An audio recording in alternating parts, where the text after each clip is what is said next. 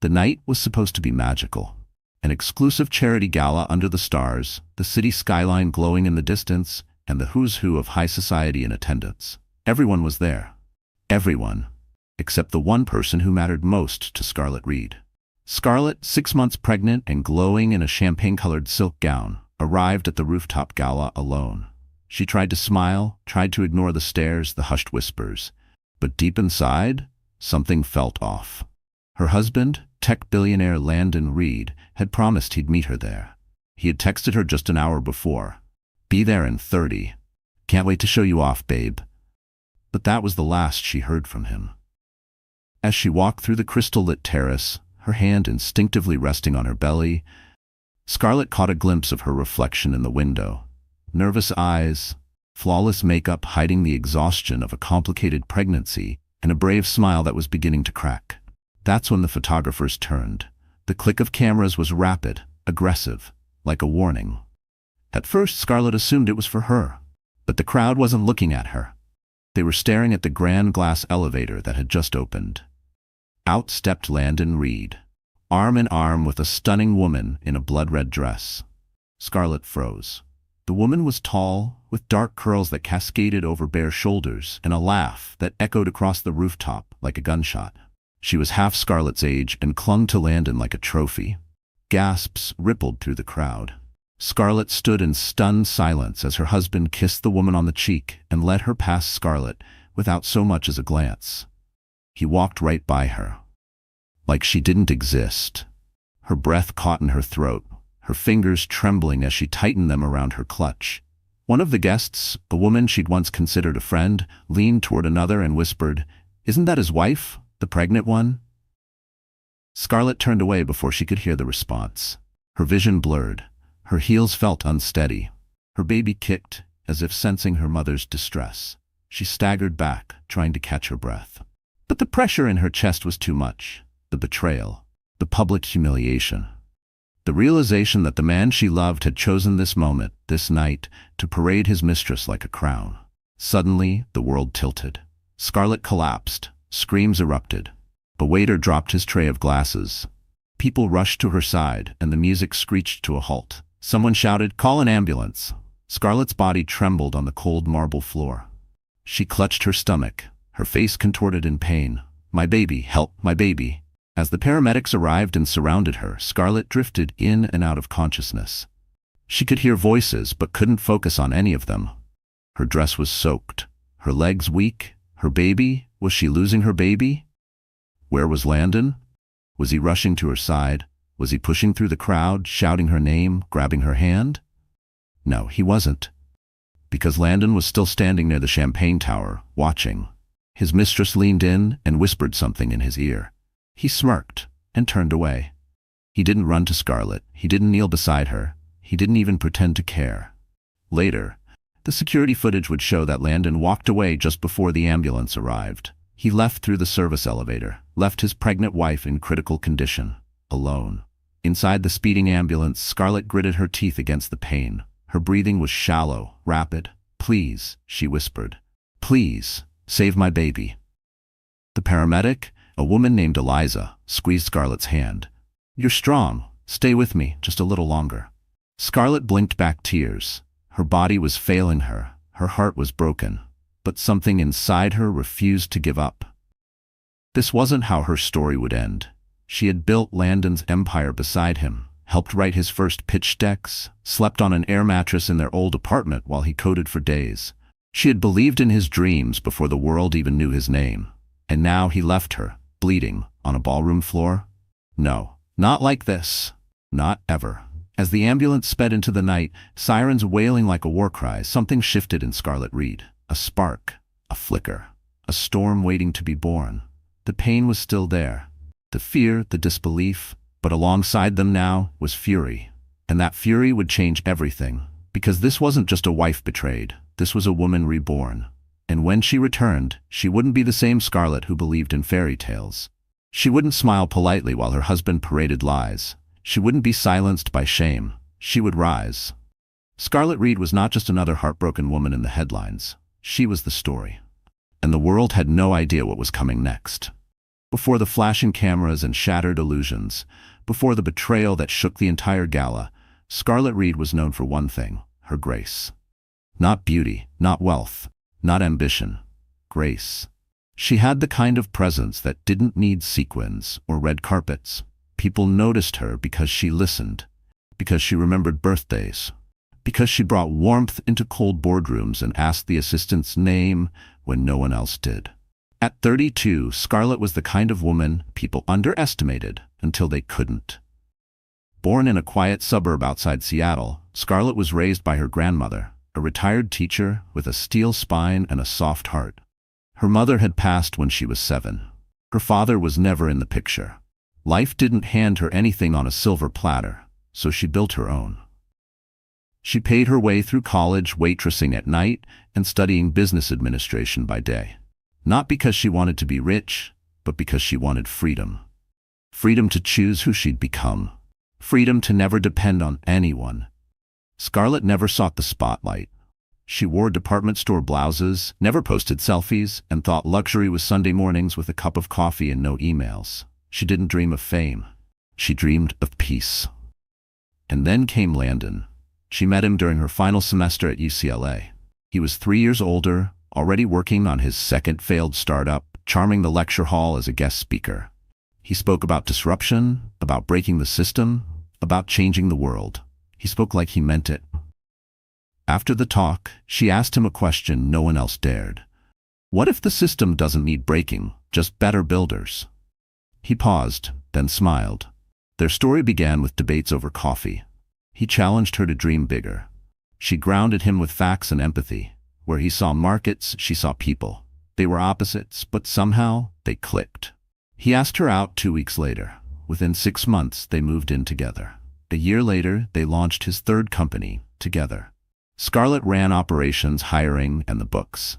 Landon pitched to investors. He was the face, she was the foundation. They were unstoppable. And in love, or so she thought. Scarlet believed in loyalty. She believed in building something that lasted. So when Landon proposed on a rainy Thursday night with a handwritten note and a simple silver ring, she didn't hesitate.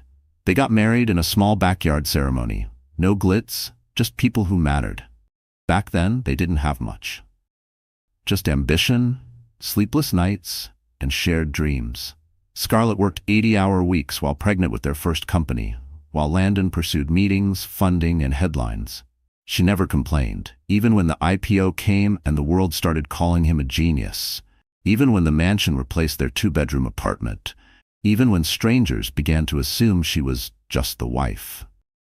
She let it slide. She knew the truth. But over time, Landon changed. The man who used to read her rough drafts turned into the man who barely texted back. The man who once kissed her forehead every morning began to skip breakfast. He stopped asking about her. He stopped caring about her thoughts on anything that didn't end in dollar signs. Still, she stayed, because marriage is not a PR campaign. It's not about looking perfect, it's about enduring the imperfect. Or so she believed. Then came the baby. Scarlet had always wanted to be a mom. Not for the Instagrammable nursery or gender reveal parties, but for the real, messy, beautiful experience of raising a child with someone you love. At first, Landon was excited. He booked the best OBGYN in Beverly Hills, hired a personal chef, told reporters in interviews we're so excited, fatherhood is the next big adventure. But behind closed doors, he grew distant. He missed appointments, spent nights at work. His phone was always face down, always locked. Scarlet felt the shift, like being left out of your own story. She never said a word. She wanted to believe it was just pressure, stress, the usual growing pains of success, until the night of the gala. The night her world cracked wide open. The night Landon walked past her like a stranger. That's when Scarlet realized. She had spent years playing small so he could feel big. She had lowered her voice, dimmed her shine, disappeared into his shadow, all while carrying not just his child, but his legacy. But here's the thing about women like Scarlet Reed. They may be quiet, but they remember. They remember the sacrifices. They remember the broken promises, and when the time comes, they rise. Because Scarlet wasn't just a wife. She wasn't just a pregnant woman in heels. She was the architect of his empire. She was the brains behind his brilliance. She had files, emails, signatures. She knew things no one else did. Landon might have walked past her like she was nothing. But he'd soon learn what happens when a woman stops believing the lies. Scarlet Reed didn't need revenge. She needed a reckoning, and it was already on its way. The Bright Horizons Gala was the event of the year, an annual spectacle for the elite, the powerful, the painfully rich. Held at the Grand Monarch Hotel, the rooftop terrace shimmered under a glass dome strewn with thousands of tiny lights, mimicking the stars above. The air was scented with peonies imported from Kyoto, truffle canapés passed around on silver trays, and champagne poured from a literal fountain. Every inch of the space screamed money. Old money. New money. Dirty money. This was where tech moguls mingled with actors, where oil barons shook hands with senators, and where influencers faked smiles for brands they'd never use. It wasn't just a gala, it was theater. Every dress, every nod, every glass clinked was part of a carefully choreographed dance, designed to impress, intimidate, and influence. Scarlet had been to dozens of these events over the years. She helped build Landon's public image, attended networking luncheons, and hosted investors in their home. She knew how to work a room, knew what to wear, when to speak, when to disappear. But this year, everything was different. She was pregnant, visibly, and tired. She hadn't wanted to go. The baby had been restless all day, her back hurt, and the idea of standing in heels for hours surrounded by people pretending to care made her stomach turn. But Landon insisted. "It's important," he said that morning, barely looking up from his phone. "We can't have people whispering that you've vanished." So she went. She had her stylist steam a gown that still fit. Barely. A soft champagne silk with a cascading empire waist. She chose pearl earrings instead of diamonds. Did her own hair. Applied just enough blush to hide the nausea. She walked into that ballroom with her head held high. At first everything felt normal. She greeted familiar faces. Donors, CEOs, a senator's wife she'd once played tennis with. Everyone smiled politely, said the same thing. "You look amazing, Scarlet." Glowing. She smiled back, like a robot. She looked for Landon. He wasn't there yet. People asked where he was, and she repeated the rehearsed line, "He's finishing up a call with investors. He'll be here soon." She took a glass of water from a passing waiter and found a quiet spot near the balcony. The skyline of Los Angeles stretched endlessly before her, glittering like the surface of a dream. Below, the city kept moving. Above, the elite drank and lied. And then it happened. The elevator chimed. Slowly, gracefully, the glass doors parted. Landon stepped out. The room shifted. People turned. Scarlet saw it before she understood it. The red, the dress, the woman. She didn't need to ask who she was. The way Landon stood next to her, arm around her waist, hand resting on her hip, smile wide and unbothered, told the whole story. Her name was Kendra Vale. A former model, current lifestyle advisor, and influencer with over 2 million followers. She was half Scarlet's age and known for posting photos in luxury resorts tagged self-made. Despite being sponsored by every man she dated, whispers erupted around the room. "Oh my God, is that his wife? No, that's not Scarlet. Isn't Scarlet pregnant?" Scarlet stood frozen, her water glass trembling in her hand. She watched as Landon laughed with Kendra, accepted handshakes from board members, posed for photos like nothing was wrong, like she didn't exist. He didn't even glance in her direction. That was the moment. Not when he kissed Kendra's cheek. Not when she touched his chest and leaned into him. Not even when he introduced her to investors as his partner. No, it was when he ignored her completely, as if she were invisible, that Scarlet's heart broke in a new way. Not from love, from realization. Landon Reed didn't just betray her, he erased her. She backed away from the balcony, breath catching in her throat. Her stomach twisted. The pain was sudden, sharp. The baby kicked. Something was wrong. She tried to speak but couldn't. The lights blurred. The chatter turned to static. She clutched her stomach and stumbled. That's when she collapsed. A gasp ran through the room. Scarlet's body hit the marble floor with a sickening thud. Her purse flew from her hand. Her gown soaked quickly in blood. Guests screamed. A woman fainted. Men backed away as if fear were contagious. Waiters dropped trays. The music stopped. "Call an ambulance." Someone knelt beside her. A stranger, a doctor maybe. Scarlet was semi-conscious. She heard voices. "She's pregnant." "Oh God, how far along?" 6 months, I think." Her lips moved. "Barely. My baby. Save." As the medics arrived, Landon still hadn't moved. He stood near the champagne tower, Kendra whispering something in his ear. He didn't even look. He didn't run. He didn't kneel. He turned and walked away, left the gala, left his wife, left his unborn child. 42 floors below, Scarlett was loaded into the ambulance. Her hands gripped her belly. Her eyes fluttered shut, but something inside her stayed awake. A fire. This was no longer just about betrayal. This was about survival. Scarlett Reed had walked into that gala as a woman trying to hold her family together. She would leave it as a woman with nothing left to lose. And that kind of woman? She's the most dangerous of all. Landon Reed didn't start out as a villain. He started as a dreamer. Born to a middle-class family in Arizona, he was the youngest of 3 and the only boy. His father worked construction. His mother juggled 2 jobs. Landon grew up watching people struggle, save every dime, and settle for just enough. But he wanted more, much more. From a young age, he knew the power of image. He wasn't the smartest in school, but he was charming. Teachers gave him second chances. Girls swooned. Adults believed in his potential. And Landon learned quickly. Confidence was currency. Appearance was everything. By 25, Landon had moved to LA and launched his first startup, a budgeting app that crashed within 6 months. But the failure didn't faze him. He pivoted fast, used his losses as a badge of honor, and started a second company. That one failed too.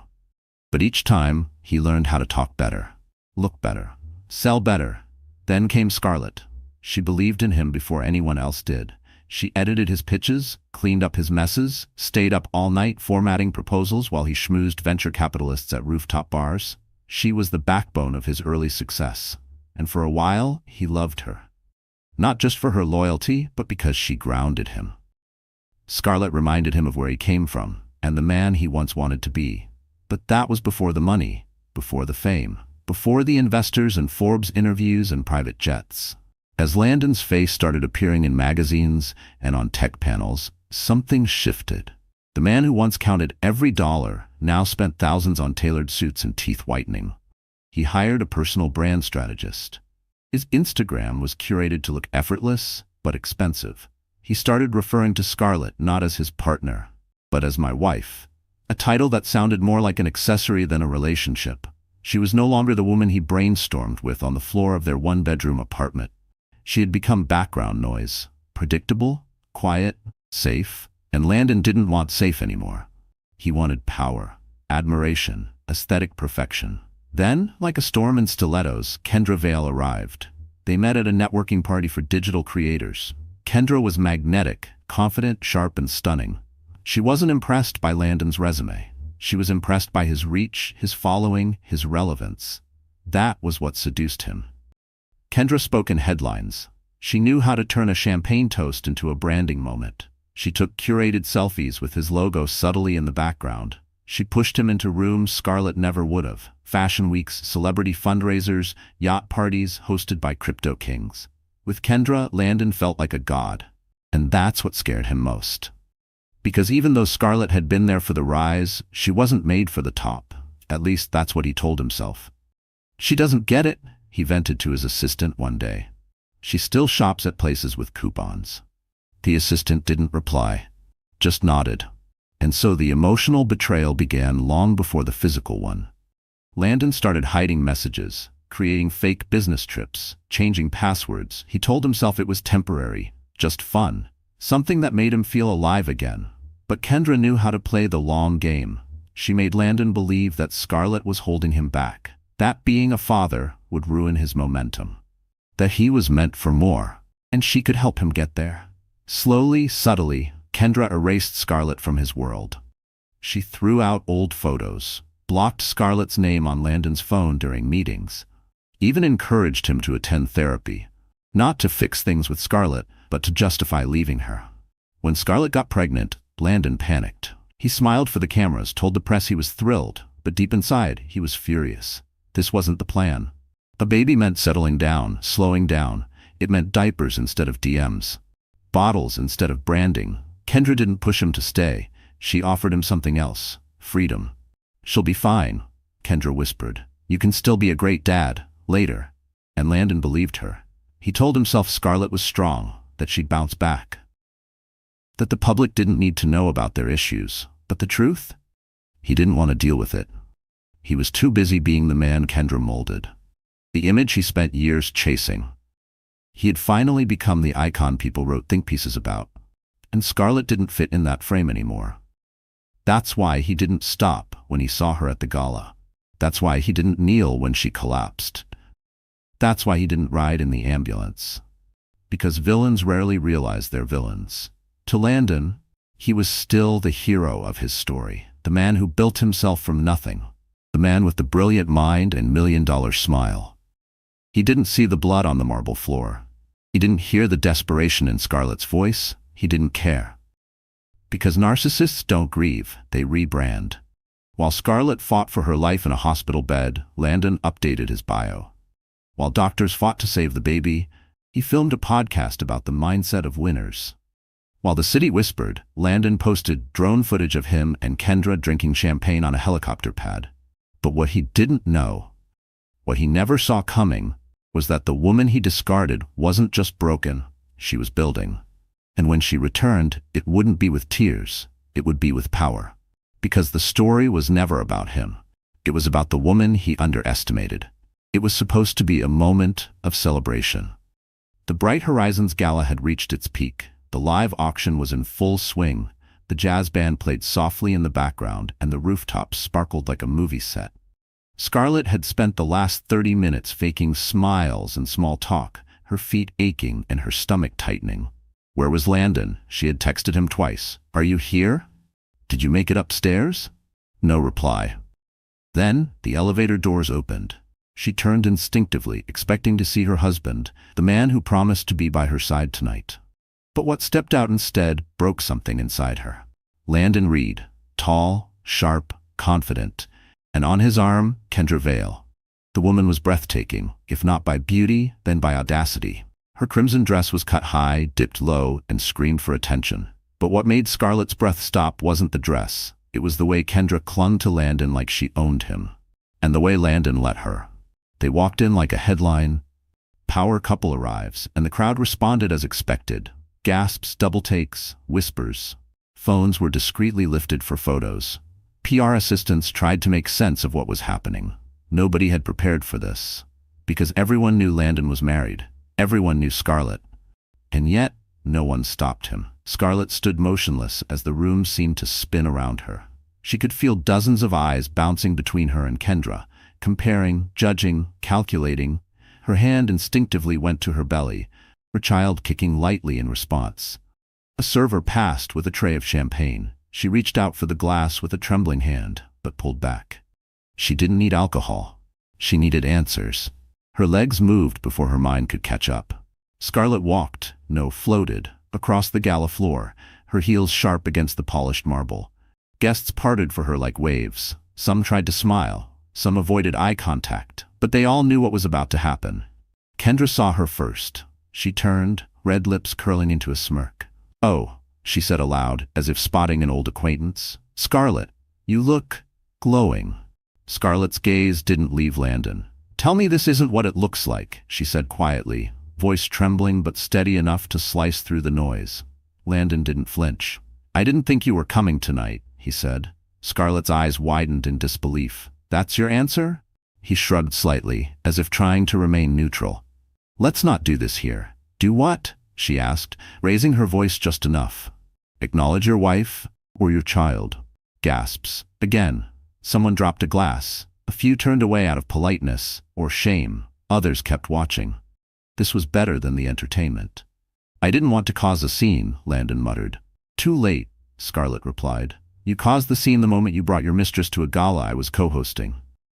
Kendra stepped forward. "I think you're being dramatic." "Don't," Scarlett snapped, turning toward her. You knew he was married, you knew I was pregnant, and you still came here wearing that." Kendra blinked. No response. Scarlett turned back to Landon, tears welling in her eyes but refusing to fall. "I stayed home for months while you traveled with her. I gave up my career, my identity, to build your company. I carried your child quietly while you chased hashtags and models." He tried to speak, but she cut him off. "You don't get to rewrite the story. Not tonight, not in front of them. A spotlight operator, sensing something bigger than the event, subtly angled the light toward them. Now the entire room was watching. Landon shifted uncomfortably. "Scarlett, we can talk about this." "No," she said firmly. "You don't get to talk anymore." And then, something inside her shifted. A pain, sharp, deep. She gasped, hand going to her stomach. The baby kicked hard. Her legs buckled. "Scarlett!" someone shouted. She collapsed to her knees. The room erupted. Screams, running footsteps, someone calling 911. Blood pooled beneath her. The last thing she saw was Landon standing still, frozen, staring at her like a problem he didn't know how to fix, and Kendra backing away, as if being too close might stain her. Scarlett reached for her stomach. "Please, my baby." And then everything went black. When she woke up, it was sterile white, beeping monitors, the scent of antiseptic. Her throat was dry, her head heavy. She tried to sit up. A nurse rushed over. "You're safe. You're at Cedars-Sinai. You lost a lot of blood, but the baby's okay." Tears slipped from Scarlett's eyes. Relief, gratitude, pain. Is he here?" she asked weakly. The nurse paused. "Do you mean your husband?" Scarlett nodded. "No," the nurse said gently. "He left before the ambulance arrived. He hasn't come by." Scarlett turned her face to the wall, and she knew this was no longer a marriage, it was a war. And she would not lose. The hospital room was quiet, too quiet. The only sounds were the soft, steady beeping of machines and the distant murmur of nurses at the station outside. The walls were sterile white, the lighting cold and clinical. But for Scarlett Reed, the silence was deafening. She stared at the ceiling, blank and unmoving. Her hands rested gently on her stomach, now swaddled in medical fabric and IV lines. The baby was okay, that's what they told her. Stable. But Scarlett felt anything but. She was numb. She didn't cry, didn't speak, didn't ask questions because there was no one to ask them to. Landon hadn't come. Not a call, not a text, not a single inquiry from the man whose child she was carrying. The same man who, just hours earlier, stood across from her in a room full of strangers and watched her collapse without flinching. The betrayal played over in her head like a cruel film on loop. His cold eyes, her blood on the floor, Kendra's smirk, the whispers, the pity in people's voices. Poor Scarlett, she didn't even see it coming. She looked so tired. She was tired. Bone deep, soul-crushing tired. Physically, emotionally, spiritually. She tried to sleep, but every time her eyes shut, the images returned. The sound of her own scream, the pressure in her abdomen, the feel of the floor hitting her knees, and Landon, just standing there, like none of it mattered. The next morning, a nurse named April brought in a tray of oatmeal and fruit. "You should try to eat," she said kindly, placing the tray near her bed. Scarlett didn't respond. April hesitated, then sat down in the chair beside her. "You know, I've been working here for 8 years, she said softly, "and I've seen a lot of women come through these doors, but not one of them deserved to be left alone, especially not like this." Scarlett turned her head slowly. Their eyes met. That's when the tears came. Silent, relentless, a dam finally breaking. April reached for her hand. "I don't know your story," she said, "but I know you're still here, and that means something." Scarlett sobbed. Not for Landon, not even for Kendra. She cried for herself, for the version of her that believed in love, for the woman who traded her ambition for his dreams, for the girl who trusted promises and waited by the door. She cried until her chest hurt, until her voice cracked, until her body gave out and sleep finally overtook her. Over the next few days, Scarlett remained in the hospital. No visitors, no flowers, no press statements. Landon and Kendra had gone silent on social media. No posts, no photos, no explanations. The media tried to spin it. Landon Reed attends gala alone, mystery companion sparks rumors. But insiders knew, everyone knew, and still, Scarlett said nothing. Her lawyers reached out quietly, so did her publicist. Her assistant offered to resign out of embarrassment. Scarlett ignored them all, because she didn't know who she was anymore. She wasn't a wife, not really. She wasn't a CEO. Landon had taken over the business side. She wasn't even a public figure, not the kind people cared to protect. She was just a headline. Billionaire's pregnant wife collapses at gala. Clickbait, gossip. And in those long, lonely hours in the hospital room, Scarlett spiraled. She stopped eating, stopped responding. When the nurses spoke, she barely acknowledged them. She stared at the wall for hours. Somewhere in the background, the world kept spinning. News cycles moved on. Another celebrity scandal. A viral dance challenge, a tech stock crash. But Scarlett stayed frozen in time until the letter came. It was left on her bedside table while she slept. No name, no return address, just a single cream envelope, sealed in gold wax. Scarlett opened it with trembling hands. Inside was a handwritten note. Scarlett, I heard what happened. I know you're in pain, but this moment is not the end of you. It's the beginning. Let them count you out. Let them mock you. Let them write your obituary, then rise. Because I've seen what you're capable of, and you don't need him. You never did. E.B. Scarlett stared at the signature. E.B. Ethan Blackwell. An old friend, a name she hadn't heard in years. A man who once stood beside her during the early days of Landon's first startup. A silent investor.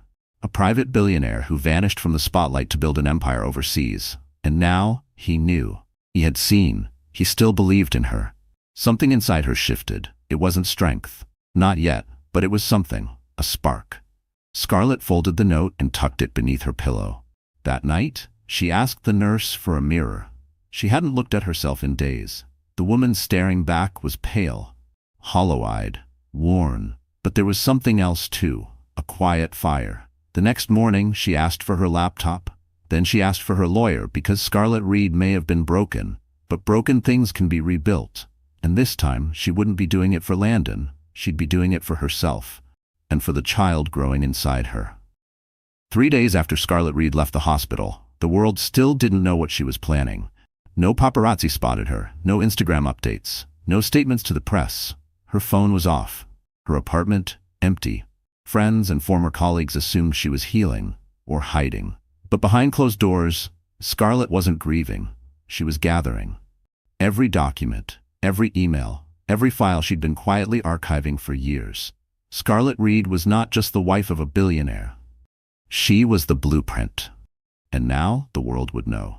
It started with an old external hard drive stored at the back of her home office, covered in dust, forgotten behind a row of business books. Inside were years of records, early contracts, investor decks, private emails between her and Landon during the foundation of Reed Tech. Documents that proved it wasn't Landon who wrote the first pitch that landed their seed funding, it was Scarlett. That it wasn't Landon who identified the original market fit, it was Scarlett. That the patent filed in Landon's name, she drafted the prototype, and she had the timestamps to prove it. For years, she'd kept quiet, out of love, out of loyalty, out of fear. But now, there was nothing left to fear. Landon had burned the bridge. Now she would use the ashes. Scarlett's first call was to her lawyer, Mia Sullivan, a shark in a silk blouse, and one of the few people Scarlett trusted without hesitation. "I'm ready," Scarlett said. Mia didn't even blink. "Let's take everything." They worked through the night. By morning, Mia had filed a motion to freeze several of Landon's shared assets. Not just cash, branding rights, IP ownership, licensing deals. Then came the emails, strategic leaks to industry insiders, whispering that Scarlett had been the real architect all along. She didn't need to go public. Not yet. She let curiosity do the work. Soon, people started digging. Forbes editors, business bloggers, Reddit threads. They uncovered old photo footage of Scarlett at early meetings, emails referencing her name in critical code decisions, voice memos where Landon credited her ideas. The narrative started shifting. She wasn't just his wife, she was his partner. Why did he hide her contributions? Then, on a quiet Thursday morning, the twist became public. Scarlett's name appeared in a leaked financial document, one showing she owned 51% of the original Reed Tech shares. Not Landon, not the board. The shares had been held under a trust, quietly built and maintained during the early years before Landon's fame exploded. And now, she controlled it. Landon didn't see it coming. When his CFO stormed into his office and tossed the printed statement onto his desk, his jaw clenched. "What the hell is this?" "She owns controlling interest," the CFO said. "She's filed to reclaim her board seat. She's initiating a vote to remove you as CEO." Landon laughed. "She wouldn't." "She already did." Silence. Landon sat down, stunned. She didn't know. She knew everything. Meanwhile, Scarlett was already 3 steps ahead. She flew to New York under an alias, stayed at a private residence owned by, of all people, Ethan Blackwell, the billionaire who had once believed in her before anyone else. Now he offered her more than shelter. He offered his network, CEOs, strategists, analysts. I can fund your own tech group, he said. Make you the face, build something that's yours. But Scarlett shook her head. No, I don't want something new. I want back what's mine. That night, she sat in front of the mirror and did something she hadn't done in months.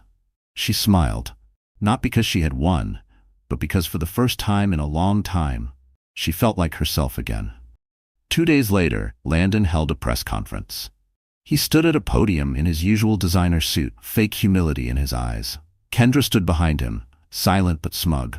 I want to address the rumors, he said. Scarlett and I have chosen to take time apart. I respect her privacy. As for Reed Tech, I am still committed to innovation and leadership. The doors burst open, all heads turned. Scarlett walked in. In a tailored navy coat, no makeup, hair slicked into a bun. She didn't need styling, she was power. She stepped up beside Landon, whispered something in his ear. He went pale. Then she turned to the press.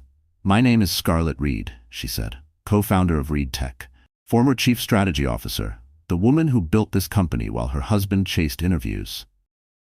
A gasp. I've been silent for too long, but silence doesn't mean absence, and from today forward I reclaim what was taken. Reporters scrambled for questions. Landon stood speechless. Kendra stepped back, suddenly unsure. Scarlett finished with one final line. I may have been written out of the first chapter, but I'll be the author of the rest. And with that, she walked out. Head high, baby safe, legacy intact. The day Scarlett Reed stepped back into the world, she wasn't the same woman who collapsed on a marble floor. The hospital gown was gone. So were the soft pastels, the hesitant eyes, the anxious posture. In their place stood a woman who had rebuilt herself piece by piece, with clarity, precision, and steel in her spine.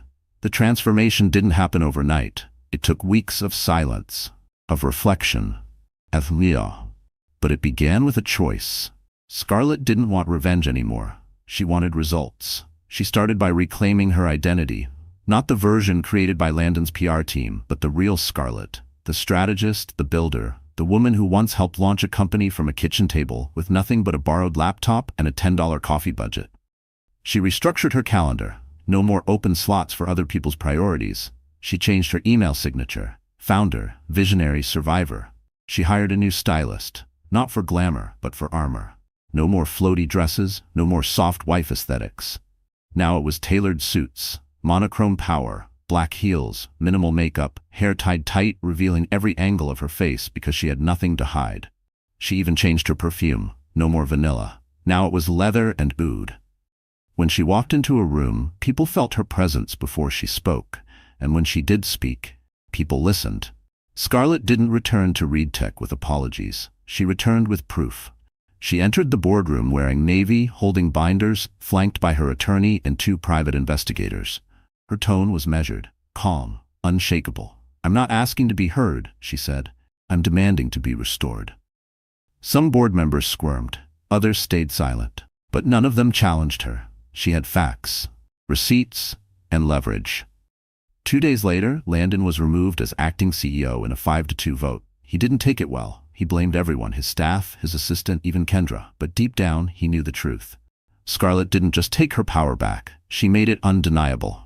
Meanwhile, the world noticed. Women across industries started resharing her old interviews. Magazines requested cover shoots. The same bloggers who once called her just a wife were now labeling her tech's silent queen. Scarlett declined every interview request. Not out of fear. Out of focus. She didn't need to talk. She was busy building. With Ethan Blackwell's backing, she launched a foundation for women in entrepreneurship, starting with survivors of domestic manipulation, financial control, and high-profile erasure. She called it the Rewrite Fund. Its motto? Take the pen back. Within days, donations poured in. Not from the rich, from everyday women who saw themselves in Scarlett, a nurse in Ohio, a startup founder in Berlin, a single mother in Brazil. They all wrote the same message. Thank you for standing up. But Scarlett knew this wasn't just about her. This was about changing the system. The one that made women question their worth when they stepped out of a man's shadow. She began speaking at universities, not about tech, but about rebirth. One evening, at a packed auditorium at Stanford, a student raised her hand and asked, what was the hardest part of starting over? Scarlett paused, then answered softly, letting go of the version of myself who accepted so little. Silence, then thunderous applause. After that, everyone wanted her. Panels, keynotes, investment forums, but Scarlett remained selective. Because for the first time in her life, she understood her value wasn't in her availability. It was in her vision, and her baby, her child, was part of that vision. She brought the baby to meetings, not to prove a point, but because she could, because motherhood and leadership were not opposites, they were power, multiplied. Meanwhile, Landon spiraled. His image took hit after hit. Kendra dumped him within a month, claiming she was manipulated. Investors pulled out. A Forbes article titled "The Fall of a Tech Icon" went viral, featuring a side-by-side of Scarlett's comeback and Landon's collapse. Public sentiment shifted. The man who once stood on magazine covers was now a cautionary tale. And Scarlett? She didn't say a word. She didn't gloat. She didn't need to, because power doesn't announce itself. It walks in, quietly, and takes a seat at the head of the table. One morning, nearly 6 months after the gala, Scarlett stood in front of a mirror in her Manhattan apartment. She held her baby, now smiling, strong, full of life. And for the first time in what felt like forever, she smiled too. Not out of survival, but out of certainty. She had done it. She had transformed her pain into purpose, her silence into strategy, her wounds into weapons. Scarlett Reed had returned, but she was no longer just a woman recovering from betrayal. She was the storm, the system, the rewrite, and she was just getting started. The invitation arrived in a thick, cream-colored envelope embossed with gold foil. It was for the Genesis Awards Gala, an annual black tie event where the richest of the rich toasted to their own greatness. Scarlett used to attend with Landon back when they were still seen as the power couple of West Coast tech. But this year was different. This year, Scarlett would attend alone. Correction, not alone, on her own. When she stepped out of the car onto the red carpet, cameras exploded in flashes. Reporters scrambled, nearly tripping over themselves to capture her entrance. Scarlett wore an all-black custom gown, sleek, structured, paired with stilettos sharp enough to wound. Her hair was pulled into a tight ponytail, diamond drop earrings grazing her collarbone. On her left wrist, no ring. On her right hand, her baby's name engraved on a delicate platinum bracelet.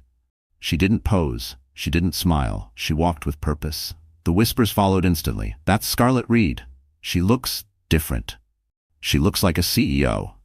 Inside, the ballroom glittered with excess, champagne towers, live orchestras, chandeliers the size of cars. Landon was already there, of course, center table, surrounded by investors trying not to look nervous. He turned when he saw her. And for the first time in his life, he looked afraid. Scarlett walked directly past him, ignoring his stunned stare. She took her seat near the stage, next to Ethan Blackwell and 2 Fortune 500 female founders. Not a word was exchanged between Scarlett and Landon. Not yet. That would come later. Halfway through the evening, the MC took the stage. And now, the final award of the night, the Visionary Leader Award. For someone who not only changed the landscape of technology, but redefined what leadership looks like. Scarlett raised an eyebrow. She wasn't listed in the program. The MC smiled. This year, by unanimous vote, the board has chosen someone whose resilience, innovation, and impact has reached far beyond tech. A woman who rose from betrayal, claimed her place, and is rewriting the rules for everyone. Landon paled. Scarlett's name was called. The room exploded in applause. Landon didn't clap. Kendra, seated 2 tables away with her latest sponsor, looked like she'd swallowed a lemon. Scarlett stood and walked to the stage. The mic waited. The room fell silent. She took a deep breath and began. 6 months ago, I was lying on a hospital bed, bleeding, alone, betrayed. My marriage was collapsing. My name was erased from the company I helped build, and no one believed I'd come back from it. A pause. But pain is fuel. Silence is strategy. And being underestimated, that's leverage. Applause. I didn't come here to thank anyone for this award. I came here to remind every woman in this room, especially the ones who've been pushed aside, talked over, and written out, that your story isn't finished until you write the ending yourself. The crowd stood. Scarlett smiled. Rewrite it loud. Mic drop, standing ovation. But Scarlett wasn't done yet. As people returned to their seats, the screen behind the stage flickered to life. A surprise video began to play. Landon's voice, from a private boardroom meeting months ago. Scarlett doesn't matter anymore. She's just the mother of my kid. I'm the one with the company, the face. She can cry to her lawyers all she wants. Gasps, whispers turned to outrage. Scarlett didn't look away from the screen. She let the video play. Clips of Landon bragging to his inner circle, mocking her, laughing about the gala incident, even referring to the baby as a setback. And then, silence. Dead silence. Scarlett stepped forward again. That recording, she said calmly, was taken by a whistleblower on Landon's own advisory team. Someone who realized that silence enables abuse. She scanned the room. Tonight is not about humiliation. It's about truth. And the truth is, too many women stay quiet to protect men like him. Landon stood up. This is slander, he barked. You're done. Scarlett didn't blink. She turned to the crowd. Funny, she said. That's exactly what he told me. Right before I took 51% of the company. Laughter. Applause. Someone shouted, Tell him, Queen. Landon stormed out, but the story had already been rewritten. By morning, clips of Scarlett's speech trended on every platform. Hashtag Rewrite It Loud went viral. Women from around the world posted their own stories of betrayal, survival, and reclamation. The Rewrite Fund's website crashed from traffic. Book deals, TV offers, a biopic. Scarlett turned most of them down because she didn't need validation. She had her voice. And now the world was listening. Later that night, as she stepped into the back seat of her black car, Scarlett took a deep breath. Where to, ma'am? The driver asked. She looked down at her phone. A message from Mia, her lawyer, read, Board vote passed. You're officially CEO. She smiled. Home, she said, to my son. Because the real victory wasn't the applause. It was the fact that her baby would grow up knowing his mother wasn't broken. She was unstoppable. 6 months after the gala that changed everything, Scarlett Reed stood on the balcony of her penthouse apartment, holding her son in her arms. The city stretched beneath her. A skyline of lights, stories, ambition. Just like her. The baby cooed softly, his tiny hand gripping her necklace, unaware of the war his mother had fought to bring him into a world where she stood tall, alone, but never lonely. Scarlett smiled. She had survived the unthinkable. But more than that, she had transformed it. She had taken betrayal and built something new, a legacy, not one tied to Landon's name, her own. Scarlett had become more than a woman who was left behind. She had become a symbol, a movement, and not because she wanted it, because the world needed it. Her phone buzzed. A new article. Scarlett Reed named Time Woman of the Year. She put it aside. Awards were nice, but they were never the point. The point was rewriting the rules. And not just for herself. For every woman who had ever been silenced, sidelined, or shamed for believing in love, for daring to hope, for giving everything only to be left with nothing. She thought about that night, bleeding on marble, alone, how far she'd come, how far she still wanted to go. Because power, she realized, isn't loud. It doesn't shout. It moves with purpose. It listens. It rebuilds. At the Rewrite Fund's headquarters, hundreds of letters lined the walls. Stories from women across the globe. A girl in South Africa who left her abusive boss and launched her own jewelry business. A woman in India who took her ex-husband to court and won back custody of her kids. A single mom in Chicago who started a coding boot camp for young girls. They all wrote the same thing. You gave me permission to believe again. Scarlett didn't take credit. She gave it back. You had the strength all along, she told them. You just needed a match. I'm not your savior. I'm your reflection. She returned to the hospital where it all began, not as a patient, as a speaker. Standing before a crowd of nurses, doctors, and young women expecting their first child, she told her story, not with tears, but with triumph. Triumph. I thought I had to lose everything to find myself, she said. But I didn't. I had to lose what was never mine to begin with. Gasps, nods, a few wiped tears. One young girl approached her after. How did you know when to stop forgiving? She asked. Scarlett paused. When I realized I wasn't healing, I was hiding. The girl hugged her. Scarlett hugged her back. She visited her grandmother's grave next, brought flowers, her baby, and a letter. Thank you for teaching me what strength really looks like, she whispered. You didn't raise a nice girl. You raised a woman who could walk through fire. The wind was gentle that day. Scarlett stood there a long time. No cameras, no applause, just the woman she was, and the women who came before her. Later that evening, she sat in her office, baby asleep nearby, writing her first book. Unwritten, How I Took the Pen Back. Not a memoir, A manifesto.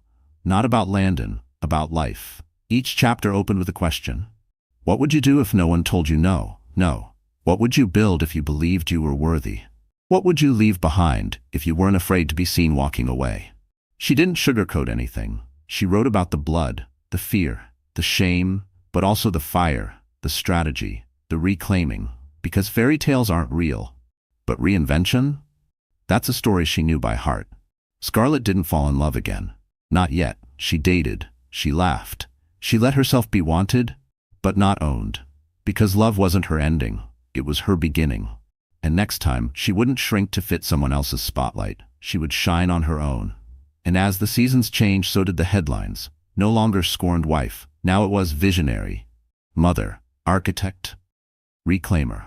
Scarlett Reed. She didn't respond to gossip, didn't clap back. She let her actions write louder. She let her silence be strategic. And when asked what advice she had for women watching her story unfold, she said only this. Never let someone convince you your story ends with them. Because it doesn't. It begins with you, with the woman staring back in the mirror, with the voice you're still learning to trust, with the fire you thought you lost. It was never gone, just waiting. Waiting for you to stop apologizing, to stop shrinking, to stop whispering, and to finally stand up and say, I'm not broken. I'm the author, and this story isn't over. Not by a long shot. So the story has ended. Our wonderful friends, are you still here until now? If you're still watching, maybe something in Scarlett's journey stirred something deep inside you. Maybe it reminded you of your own moments of heartbreak, silence, or being underestimated. But here's the truth. Your story doesn't end with betrayal. It begins with your decision to reclaim it. Scarlett Reed's story is not just about pain, it's about the rebirth that happens after the collapse. As the saying from heterodoxism goes, a wound is where the light enters you. Let that light in. Let it guide you toward becoming the version of yourself that doesn't shrink, doesn't apologize, doesn't wait for permission. If this story moved you, don't just keep it to yourself. Like, share, and subscribe to this channel. And tell us in the comments, what are you ready to rewrite in your life? Your voice matters. Your story matters. Let's rewrite it. Loud. What does it take for a woman to break in public and still rise in private? Have you ever watched someone you loved become a stranger, right in front of a crowd that clapped for your pain? Imagine walking into a room, pregnant, heart shattered, only to face the betrayal you feared most. Under the spotlight. But here's the twist. What if she wasn't just a housewife? What if she was the storm they never saw coming? Trust me, you'll want to hear how this story ends. The boardroom was sleek, silent, and filled with power. Floor-to-ceiling windows framed the Manhattan skyline like a living portrait.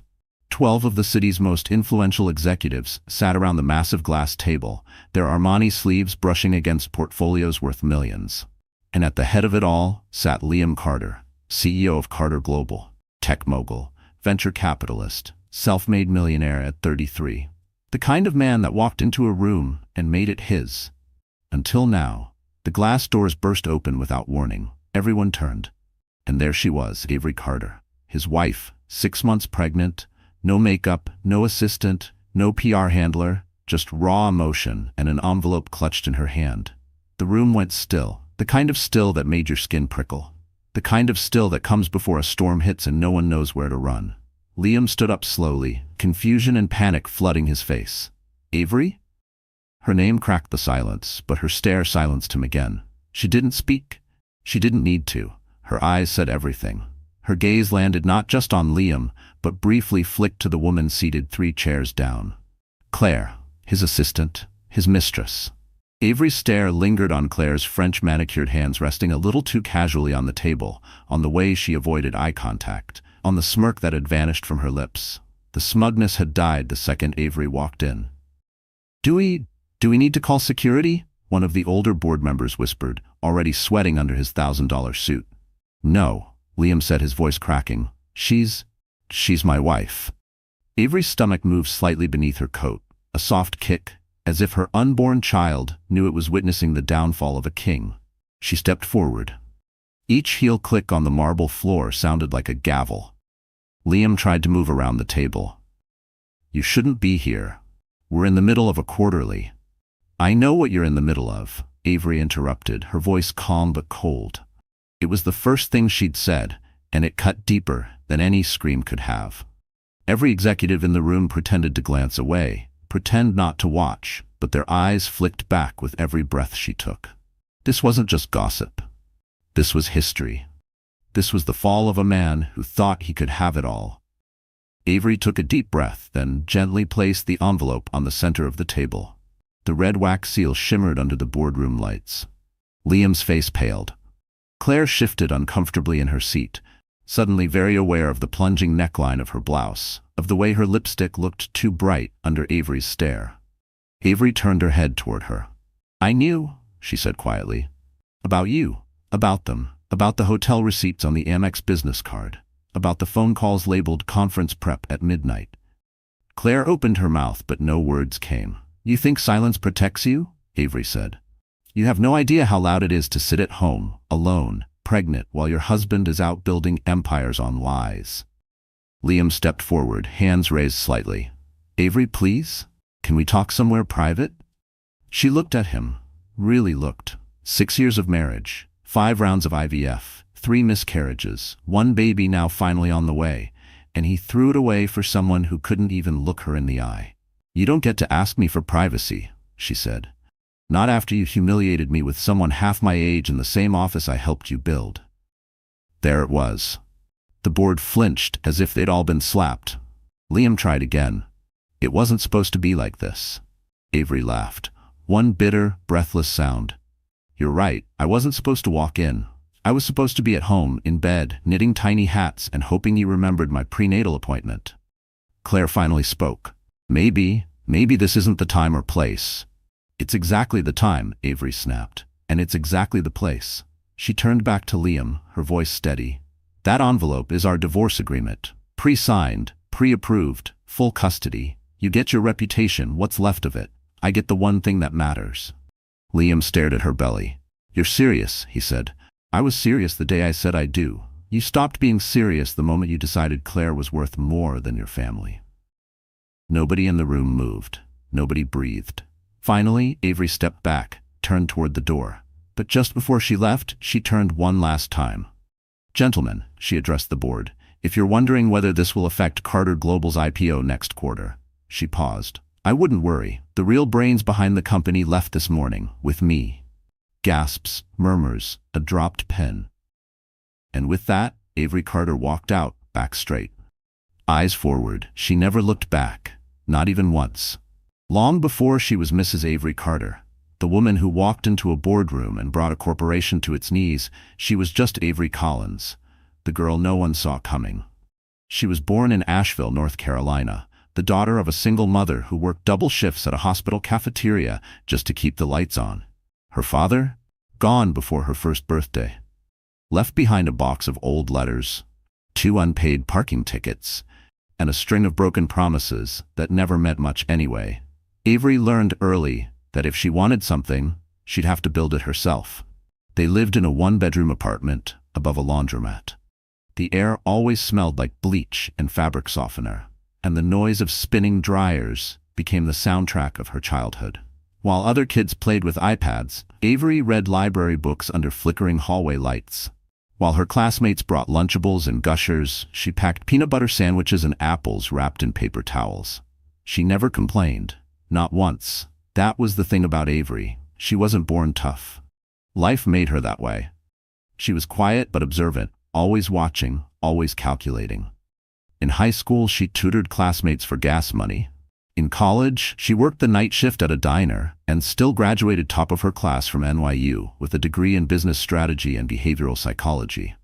But even with her grades and grit, the doors of Manhattan's financial world didn't exactly swing open, at least not at first.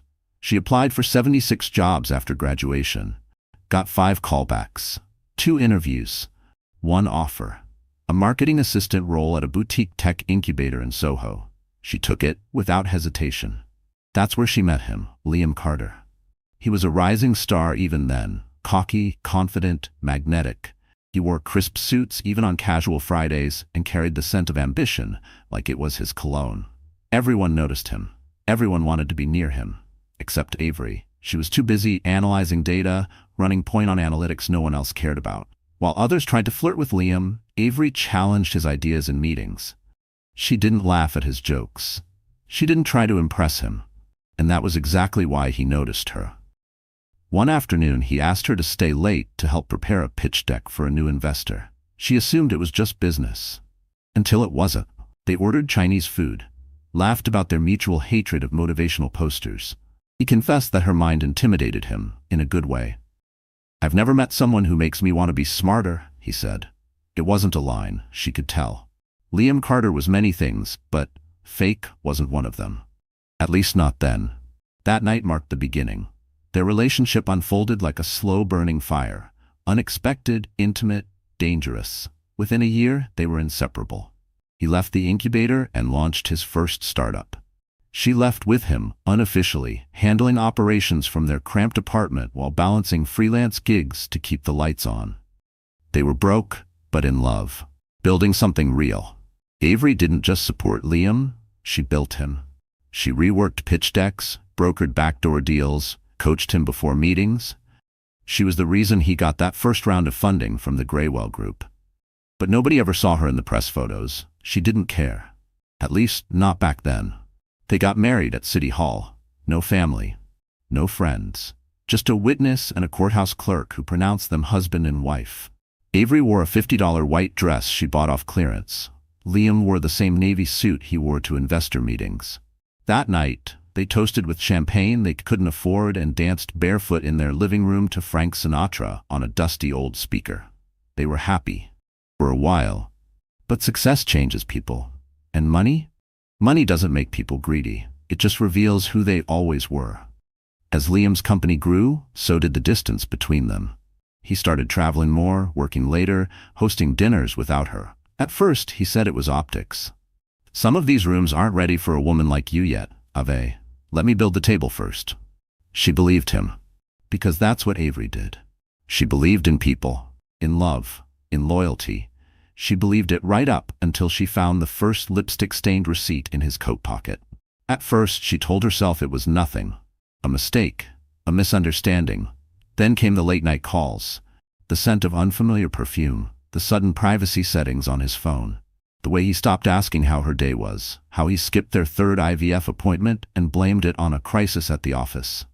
She wasn't stupid. She was heartbroken. But not stupid. She knew. And yet, she stayed. Because they had history. Because she wanted this baby more than anything. Because part of her still hoped the man she married was buried somewhere beneath the CEO mask he now wore like armor. But there's only so long a woman like Avery can pretend. Only so long she can silence her instincts, her pride, her worth. The day she got confirmation, the private investigator's photos, the credit card charges, the hotel bookings, she didn't scream. She didn't cry. She went quiet. Dangerously quiet. She stood in front of the mirror, one hand on her belly, and whispered, "I promise, little one, you'll never see me broken." That night, she didn't beg. She planned. The lawyer, the documents, the speech, and this morning, she put on her coat, looked herself in the mirror one last time, and walked into Carter Global headquarters. Not as a broken wife, not as a victim, but as the storm. The Clarion Grand Hotel was a monument to old money and new power. With its 24-foot ceilings, crystal chandeliers dripping like frozen waterfalls, and floors polished until they reflected your every flaw, it was the kind of place where secrets wore tuxedos and betrayal came dressed in couture. That evening, it hosted the annual Founders Gala, an exclusive gathering for tech elites, CEOs, and power couples who wore their net worth on their sleeves. It was black tie only, $10,000 per plate, and sponsored by Carter Global. And for the first time in 3 years, Avery Carter was not on the guest list. But she was going anyway. She didn't need an invitation. She had a purpose. Inside the ballroom, violins played a haunting rendition of Clair de Lune as guests floated through the space like they were on silk strings. Champagne flutes clinked against manicured nails, and soft murmurs of mergers and market shares danced in the air like perfume. Liam Carter stood near the stage, surrounded by investors, tech darlings, and society page regulars. His tuxedo was tailored to perfection, his Rolex catching the chandelier light just right. At his side, draped on his arm like an accessory, was Claire, the the mistress. She wore red. Not just any red, but a blood-red, satin-finished gown with a slit so high it defied logic and taste. Her hair was swept back in a sleek bun, diamond studs glinting in her ears. She laughed loudly, too loudly, at Liam's every word, placing her hand on his chest like she had every right to be there. No one asked questions. At events like this, loyalty was negotiable. Morality was optional. But when Avery stepped onto the marble floor at the entrance, everything shifted. She wore black, a silk off-the-shoulder gown that hugged her pregnant form like a second skin. Her hair was pulled back in a low chignon, her eyes outlined just enough to make them dangerous. No jewelry, no entourage, just presence. One woman, one stare, one storm. A murmur rippled through the crowd like wind across water. Some whispered, some gasped. Everyone turned. She didn't walk fast, she didn't smile. She moved with the stillness of someone who knew they didn't need to make a scene, because their existence was the scene. Claire froze mid-laugh, the glass in her hand trembling slightly. Liam looked up, his breath catching like it had been stolen from his lungs. He hadn't seen her since she left him that morning. And now she was here, stepping into his world like she owned it, because, in a way, she always had. "Mrs. Carter," one of the board members said, voice strained. "We weren't expecting you." "I'm not here for you," she replied calmly, walking past him like he was furniture. The crowd parted for her. Not because they wanted to, because they couldn't help it. She reached the edge of the ballroom floor and locked eyes with Liam. His mouth opened, but no words came. Claire clutched his arm tighter. "What is she doing here?" she whispered, voice sharp and brittle. Liam swallowed hard. "I don't know." Avery stopped a few feet from them, eyes glancing from Claire to Liam and back. "I see you've traded class for convenience," she said, voice cool as winter. Claire stepped forward, lips twitching with fake confidence. "You weren't invited. This is a private event." Avery's gaze was a dagger. "And yet, you're the one who doesn't belong." The crowd was silent now, all eyes on them. A reporter from Business Insider subtly lifted her phone, already recording. Avery turned to the audience. "For those of you wondering, yes, I'm still married to this man, and yes, that is our child I'm carrying." Gasps. A murmur. Someone dropped a glass. A camera flashed. "But don't worry," she continued, her tone rising just enough to carry.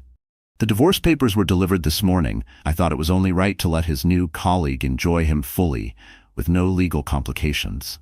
Claire blanched. Liam stepped forward. "Avery, this isn't the place." "No," she interrupted. "This is exactly the place. You chose to parade her in public, so let the public watch." She reached into her clutch and pulled out a folded document, raising it high enough for the front row to see. "Prenup. Signed, witnessed, filed. Liam Carter keeps his shares. I keep my name, my child, and my dignity." Someone clapped. She turned to the crowd, her voice steadier than ever. "To the women in this room, never let your silence become a favor to a man who doesn't deserve it. To the men, loyalty isn't a negotiation. And to Claire," she turned back, smile deadly, "you can have what's left of him." With that, she turned. The crowd parted again. And as she walked away, back straight, heels clicking against the marble like war drums, Claire turned to Liam and hissed, "You said she wouldn't come." He didn't answer, because for the first time he realized he never really knew Avery at all. Long before Liam Carter became the polished CEO of Carter Global, the man whose name carried weight in boardrooms from Wall Street to Silicon Valley, he was just a boy chasing power like it was oxygen. Born into a middle-class family in Milwaukee, Liam was the youngest of 3 brothers, and the only one who didn't settle for ordinary. His father was a mechanic. His mother worked at a dry cleaner. They lived paycheck to paycheck. But Liam always craved more. More attention, more applause, more everything. In high school, he wasn't the smartest or the most athletic, but he was the one who could convince anyone of anything. Teachers adored him, coaches trusted him, and girls fell for that smirk that hinted he knew more than he let on.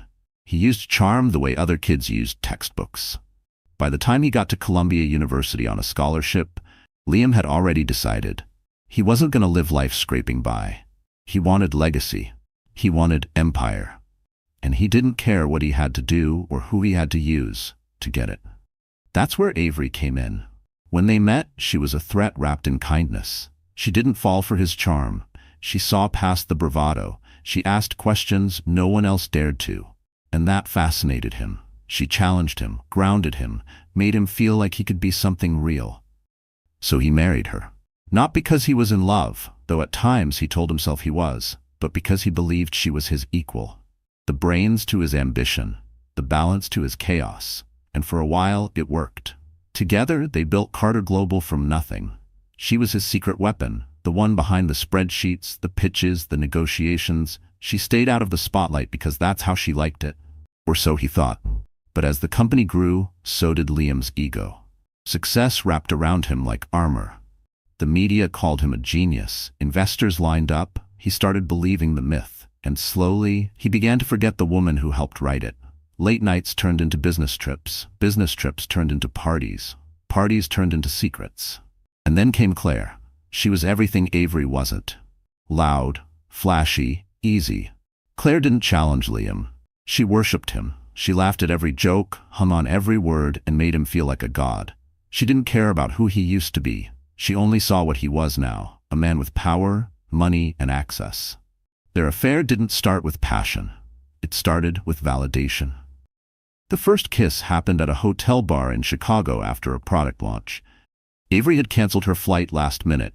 Morning sickness, exhaustion, something about an ultrasound reschedule. Liam had been irritated, tired of being reminded that his wife was no longer a partner, just a pregnant woman slowing him down. Claire slid into the bar seat next to him like she belonged there. She bought him a drink. She wore perfume that reminded him of ambition and recklessness. And when she leaned in close and whispered, "You deserve to feel alive again," he didn't resist. He told himself it was just a fling. But it wasn't. Claire was calculating. She knew exactly what she was doing. Every smile, every touch, every whispered compliment was designed to wrap herself around his world. She made herself useful, organizing investor events, smoothing over PR hiccups, even feeding ideas into pitch meetings and making sure they were credited to Liam. She became indispensable. And Liam? He became addicted to the ease, the flattery, the illusion of control. At home, Avery was tired, distant, focused on vitamins, nursery themes, doctor's appointments. She spoke of stability, family, legacy. Claire spoke of power, opportunity, expansion. He started resenting Avery, not for who she was, but for the parts of himself she reminded him of. The struggling startup days, the ramen dinners, the years when nothing came easy. With Claire, everything felt like winning. So when she suggested attending the Founders Gala together publicly, he hesitated, but only for a second. "Avery's not coming," he said, convincing himself. "She won't even know." Claire's smile was cold and triumphant. "She'll find out eventually," she said, sipping wine. Might as well control the narrative. That night, when Avery walked into the ballroom like a queen returning to reclaim her throne, something inside Liam cracked. Not guilt. Panic. He realized too late that he had underestimated her. He thought she'd stay home, thought she'd cry, thought she'd beg. Instead, she came with fire in her eyes and divorce papers in her bag. She wasn't broken, she was done. And suddenly, Claire didn't feel like power anymore. She felt like a mistake. After Avery left the gala, Liam stood frozen in front of the crowd, mask shattered, pride bleeding out like a wound. The applause had stopped. The smiles had faded. All that remained was silence, and a man who built an empire but lost the only person who helped him build it. And Claire? She stood by his side, still smiling. But it wasn't the same smile, because she knew the truth too. She'd won the man, but she would never be the queen. It should have been her night too. Avery had spent the past 5 years helping build Carter Global into a name that commanded respect in every room it entered. She had stayed up through pitch revisions, coached Liam before investor calls, and drafted half the strategy papers he now took credit for. But when she arrived at the company's 10-year anniversary celebration, a black tie affair at the Langford Ballroom, her name wasn't even on the guest list. She stood in front of the registration table, holding her invitation like armor. "I'm sorry," the event coordinator said, eyes flicking to her screen. "I don't see Avery Carter on the list." Avery smiled politely, suppressing the rising heat in her chest. "Check again. It's probably under Mrs. Liam Carter." The coordinator hesitated. Then, after typing a few more keys, her face fell. "Oh yes, there's a +1 listed, but it's not you." Avery blinked. "Excuse me?" The woman looked mortified. The name is Claire Monroe. For a full 3 seconds, Avery said nothing. Then she nodded once, as if she had just been handed confirmation of a truth she already knew. She walked past the table without another word. Inside, the ballroom glowed with gold-trimmed decadence. Waiters in white gloves moved through crystal chandeliers and velvet-draped tables. A jazz quartet played near the bar. Influencers, VCs, and tech elite mingled in designer gowns and perfectly knotted bow ties. At the center of it all stood Liam, smiling, laughing, a whiskey in hand, and Claire, his assistant, clinging to his arm in a champagne-colored gown that was far too expensive for someone with her salary. The press circled them like moths to a flame. Cameras clicked. Avery stood in the shadows for a moment, breathing through the knot in her throat. Then she stepped forward. She didn't shout, didn't scream. She simply walked up to the man who shared her last name and tapped his shoulder. Liam turned, mid-sentence, and froze.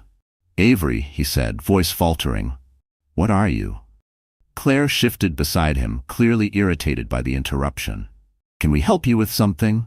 Avery looked her dead in the eye. "I wasn't aware this company had a policy of replacing wives with secretaries," she said, voice calm but sharp enough to draw blood. Gasps rippled through the circle of guests. Someone dropped their drink. One of the reporters, never one to miss a moment, raised his phone and began recording. Claire straightened her shoulders. "That's inappropriate." Avery smiled tightly. "So is sleeping with your boss." Liam stepped between them. "Avery, please, let's talk about this privately." She cut him off. "No, you made it public the moment you brought her here. So let's be honest, in front of your investors, your friends, the press." Her voice rose just enough to silence the room. "I am Avery Carter, co-founder of Carter Global, wife of Liam Carter, 6 months pregnant with his child, and completely erased from this event." Claire stepped forward, mock concern etched into her face. "Avery, maybe you should sit down. You seem unwell."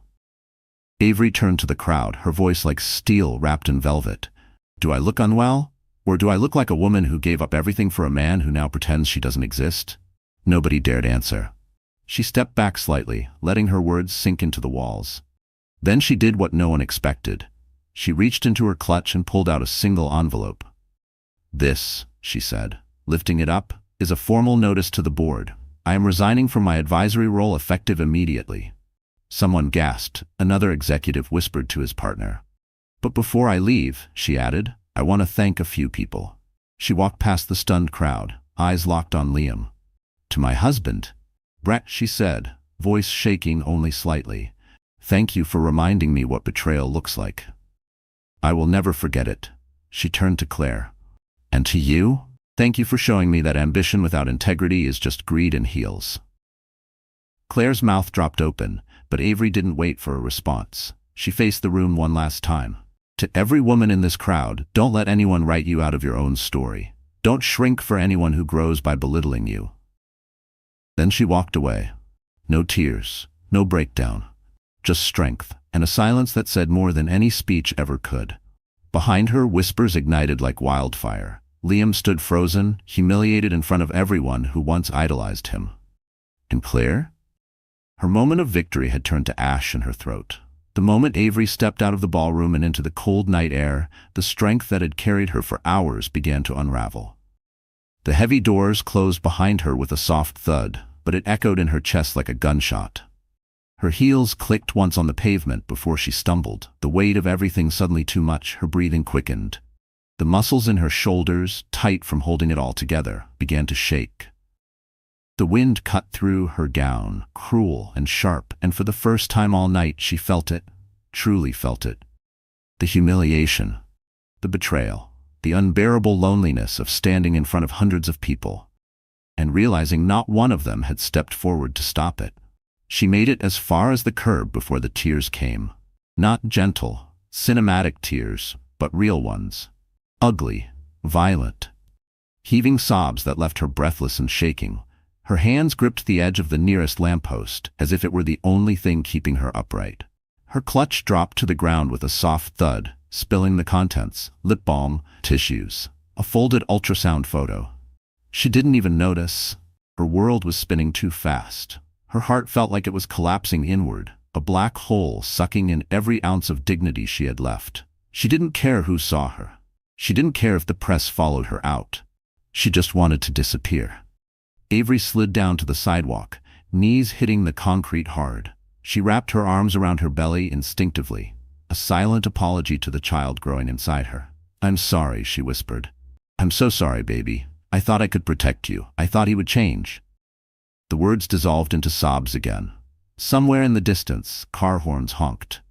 A siren wailed, but none of it mattered, because in that moment, Avery Carter, the woman who once stood at the center of tech empires, who once spoke in front of investor panels and advised Fortune 500 CEOs, felt like nothing. Just a broken wife. Just a discarded woman. Just another name erased from the guest list. She stayed there for what felt like an hour, but it couldn't have been more than 10 minutes. Eventually, a kind stranger approached. A woman, maybe mid-40s, in a coat too thin for the weather. "Ma'am, are you okay? Should I call someone?" Avery looked up, her mascara smudged, her hands trembling. She tried to speak, but no sound came out. The woman hesitated, then gently knelt beside her, placing a hand on her shoulder. "You don't have to talk," she said softly. "Just breathe. You're not alone, okay? Whatever it is, you're not alone." That broke something in Avery all over again, because she did feel alone. Utterly, completely, until now. The woman offered her a tissue. "I've been there," she whispered. "Not the same story, but I know heartbreak when I see it." Avery took the tissue, nodded shakily, and wiped her face. "Thank you," she managed to croak. "You want me to call a friend? A cab?" Avery shook her head. "No, I'll call someone." The woman squeezed her shoulder gently, then stood right. "You're stronger than you think," she said before disappearing into the crowd. Avery gathered the contents of her bag slowly, hands still trembling. The ultrasound photo had folded at the corner. She smoothed it out gently and stared at it. 2 tiny feet. A round head, a flicker of life. And suddenly, something inside her shifted. It wasn't peace, it wasn't strength, not yet, but it was something. A spark, faint, fragile, but real. She couldn't fall apart. Not completely, not while that heartbeat still echoed inside her. She forced herself to her feet, legs shaky. She flagged down a cab and gave the driver the address to her sister's apartment. When she arrived, her sister Grace didn't ask questions. She just opened the door and pulled Avery into a hug so tight it unraveled her again. This time the tears were quieter, softer, less like a storm, more like rain after a wildfire. Grace helped her change into sweats, made her tea, and sat beside her on the couch in silence. Avery stared ahead, eyes red and swollen, voice barely above a whisper. "I don't know who I am without him." Grace turned to her, voice firm but kind. "Yes, you do. You've just forgotten." Avery looked down at her hands, resting on her stomach. "He erased me, Grace, like I was nothing." "No," Grace said. "He erased who he needed you to be, not who you really are." That night, Avery didn't sleep. She lay in bed staring at the ceiling, one hand on her belly, the other gripping the edge of a blanket. She replayed everything. The gala, the stares, the smirk on Claire's face, the silence in the crowd, and the moment she stepped into the street and broke like glass. But even as she lay there, wrecked and raw, another thought began to form. A question. A whisper. What if this wasn't the end? What if this was the beginning? For days after the gala, Avery stayed quiet. Not because she was broken, but because she was calculating. Every phone call, every text, every news headline about Liam Carter's wife's public breakdown didn't rattle her. Let them talk. Let them think she was humiliated and retreating. Because what they didn't know was that Avery Carter had been playing the long game all along. And the next move was hers. She didn't grow up with power, but she learned how to move among it, how to study it, understand it, and most importantly, use it. And before she ever took Liam Carter's last name, she already had one of her own. Avery Langston. The Langston name wasn't just respected. It was legendary. Old money, old empires. Her late grandfather had been one of the founding board members of Wilshire National Bank. Her uncle ran Langston Ventures, a $3.2 billion private equity firm with ties across Europe and Asia. Her family had always been discreet. And Avery? She'd chosen to live quietly, on her terms. She rejected the spotlight. She never used the family name. She wanted to be seen for her mind, not her inheritance. That's why she'd hidden it. Even from Liam. Especially from Liam. He never asked about her family, and when she didn't bring it up, he assumed there was nothing to know. He married her thinking she was just another brilliant but broke girl with a good head on her shoulders. That's what made it easy to control her, dismiss her, erase her, and now he would find out what it meant to underestimate the wrong woman. The morning after the breakdown, Avery made 2 phone calls. The first was to Jasper Lane, her family's attorney, known in elite circles as the Clean Blade. He didn't talk, he didn't smile, he didn't lose. The second was to Evelyn Langston, her aunt and current chairwoman of Langston Ventures. "Avery," Evelyn answered, her voice smooth and sharp. "I saw the headlines." "I know," Avery said. "They embarrassed you. Publicly." "Yes." There was a pause. "Do you want to stay silent?" Evelyn asked. "Or do you want to make history?" Avery looked out the window, eyes narrowing. "I want him to know who he married." Later that day, a press release dropped on the Langston Ventures official site. Langston Ventures to launch $100 million female-led innovation fund, headed by new managing director Avery Langston Carter. The announcement made headlines within minutes. TechCrunch, Forbes, Bloomberg, everyone was suddenly talking about Avery again. But this time, not as the scorned wife. This time, as a force. Phone calls poured in.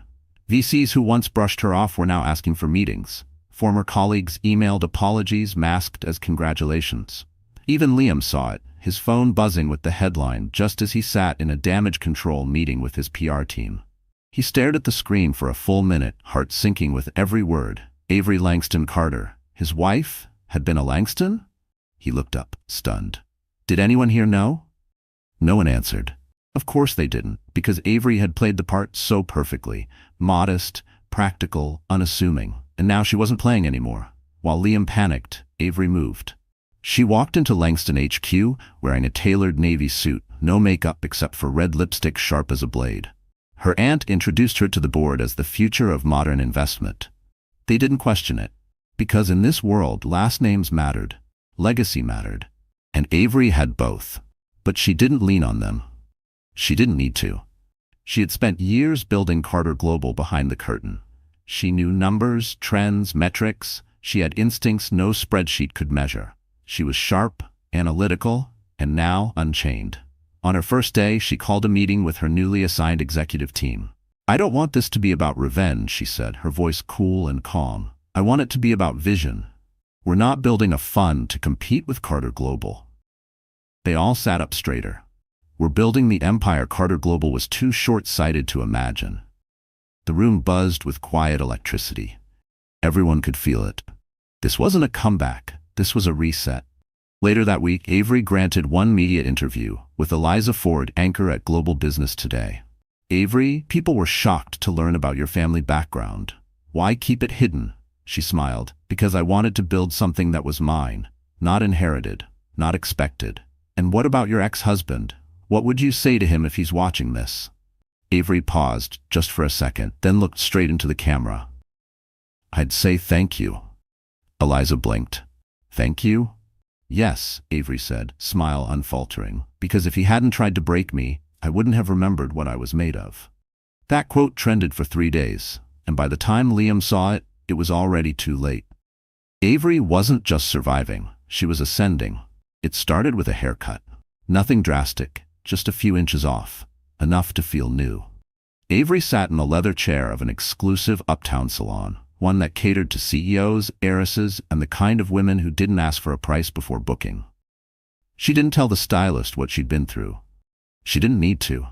Women like that could tell just by the way she sat. Rigid, wounded, ready. "You want something strong," the stylist said. Avery looked up at her reflection. "Yes," she replied. "Something that doesn't ask permission." The stylist smiled. When Avery walked out of that salon, she wasn't the same woman who cried on the sidewalk outside the gala. Her dark hair now framed her face like it was meant to say, "Watch me now." From there, the transformation accelerated.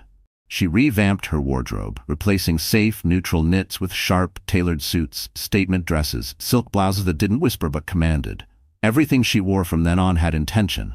Not to impress, not to seduce, but to assert. She no longer walked, she glided. She didn't shrink in rooms, she filled them. At Langston Ventures, her presence turned heads. Executives who once doubted her now took notes when she spoke. Venture partners requested her input before finalizing deals. Journalists began referring to her as the silent powerhouse, a woman who didn't need to scream to shake an industry. And Avery? She didn't just rebrand, she evolved. Her first major move was investing $15 million in a female-founded cybersecurity startup that had been rejected by every major fund in the city, including Carter Global. When reporters asked why she backed them, her answer was simple. Because they remind me of who I was before the world tried to make me smaller. That quote went viral. So did the photo that accompanied it. Avery in a white blazer, red lips, baby bump visible beneath her blouse as she stood in front of the Langston Ventures logo. Unapologetically pregnant, unapologetically powerful. Even her posture had changed. She no longer tilted her head when speaking. No more folded arms or tentative eye contact. She had stopped waiting for rooms to welcome her. She entered like she owned them. Because in many ways, she now did. But the makeover wasn't just external. She worked with a coach, someone her Aunt Evelyn called a mindset architect. Together, they dismantled every belief Avery had once held about what a woman should be. They rebuilt her foundation brick by brick. She learned to stop apologizing, to stop softening her voice, to stop asking for permission to lead. And when the time came, she made her boldest move yet. She took the stage at the annual Women in Innovation Summit, just 7 months pregnant, in front of an audience of 4,000. I was told I couldn't lead while carrying a child, she said, her voice steady. I was told I was too emotional, too distracted, too married to the wrong man, and for a while, I believed them. She paused. But then I remembered, my child doesn't need a mother who plays small. My daughter needs a mother who walks into fire and comes out holding the match. The audience erupted, standing ovation. After that, invitations flooded in, speaking engagements, board positions, podcast interviews, investment partnerships. She declined most of them, not because she wasn't flattered, but because she had a mission now. To create a world where women like her wouldn't have to burn before they were noticed. She launched a mentorship initiative for underfunded female founders. She built a child care support program for working moms in tech. And quietly, behind the scenes, she began acquiring small companies that Carter Global had overlooked, rebuilding an empire of her own. A better one, stronger, smarter, fairer. And as for Liam, he watched it all happen, from the sidelines. At first, he tried to spin the narrative that he and Avery had grown apart, that he was supporting her journey from afar. But the public wasn't buying it, especially not after an anonymous tip leaked the real story to the press about Claire, the affair, the gala. Carter Global stock dipped for the first time in 5 years. Liam's team scrambled. Investors started asking uncomfortable questions. And one night, Liam scrolled through Instagram and saw a photo that made his chest tighten. Avery, in a gold dress, one hand on her belly, the other resting casually on the arm of none other than Evelyn Langston, chairwoman of Langston Ventures. The caption read, "Power is not something you wait for, it's something you step into." The comment section was flooded with fire emojis, applause, quotes from her summit speech. And Liam? He was no longer the headline, Avery was. She had become the woman every little girl dreamed of being. Not because she was perfect, but because she rose. Because she broke, and then rebuilt. Because she didn't let the story end where the pain began. And every time Avery looked in the mirror now, she didn't see a victim. She saw a woman who refused to be erased. She saw power. She saw clarity. And most of all, she saw herself. The Global Tech Leaders Summit was the biggest event of the year. Held in San Francisco's Moscone Center, it was a mecca for CEOs, founders, investors, and reporters from every major outlet in the business world. This year, Carter Global was set to open the summit. It was supposed to be Liam Carter's comeback moment, a chance to polish his image, remind the world why he was once called the golden son of Silicon Alley. But this year, something was different. The energy was strange. The whispers in the crowd weren't about the company's new AI division or its rumored expansion into Europe. They were about Avery. Everywhere Liam turned, he heard her name. Avery Carter's new VC fund. Did you hear she's keynoting day 2? She's taking meetings with Google Ventures now. He brushed it off. Let them talk. Let her have her 15 minutes. He had a presentation to deliver. The ballroom filled with over 2,000 people, Reporters lined the aisles. The stage crew gave Liam the green light. He adjusted his tie, stepped onto the stage, and launched into his polished speech about innovation through disruption. But then, mid-sentence, he paused, because something was happening in the back of the room. People were turning, phones were going up, cameras were flashing. And then he saw her, Avery, 7 months pregnant, in a tailored white power suit that practically glowed under the spotlights, flanked by Evelyn Langston on one side and Daniel Coe, the CEO of Titan Tech, on the other. Daniel was one of Carter Global's most important partners. Liam faltered. Just for a second, then he smiled tightly and continued his speech. But the room's attention had already shifted. By the time he finished, no one clapped, not like they used to.